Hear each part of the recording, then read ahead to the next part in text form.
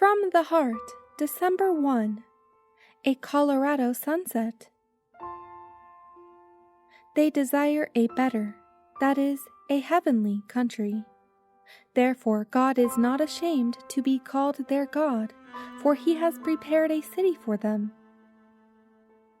As the railroad cars bore our company into the city of Denver, we were charmed in beholding one of the beautiful sunsets of Colorado.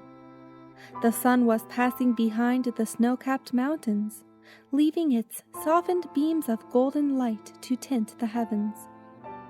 As the blending tints were deepening and extending athwart the skies, with indescribable beauty, it seemed the gates of heaven were ajar to let the gleamings of its glory through.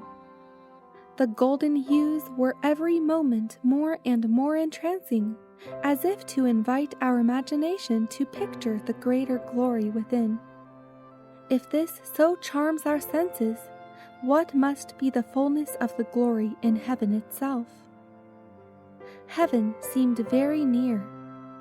As the eye was turned from the dazzling glories of the closing day, we could but reflect that should we see more of heaven by the eye of faith, greater light, more peace and joy would be all along life's pathway. If the eye of faith were uplifted to see through the veil of the future and discern the tokens of God's love and glory in the promised life beyond, we should be more spiritually minded, and the beauties and joys of heaven would mingle with our daily life. We should be fitting up for the faithful performance of our work in this life and for the higher life beyond.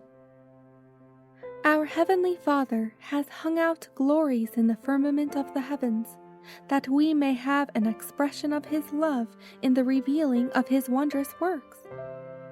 God would not have us indifferent to the symbols of the glories of His infinite powers in the heavens. David delighted to dwell upon these glories. He composed psalms which the Hebrew singers chanted to the praise of God. The heavens declare the glory of God, and the firmament showeth His handiwork. In them hath He set a tabernacle for the sun, which is as a bridegroom coming out of his chamber, and rejoiceth as a strong man to run a race.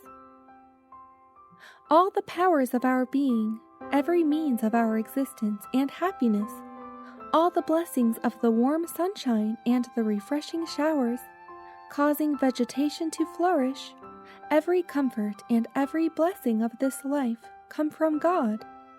He sendeth rain on the just and on the unjust. The treasures of heaven are poured out to all.